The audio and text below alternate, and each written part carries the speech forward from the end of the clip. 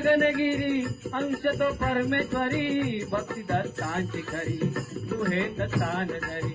बाजूला खोल धरी रूप ते त्यांचे जणू शिवशंकरा परी भेटूया त्यांना चला पाहू ईश्वरी लीला भेटूया त्यांना चला पाहू ईश्वरी लीला बरे दरबार भाविकांचा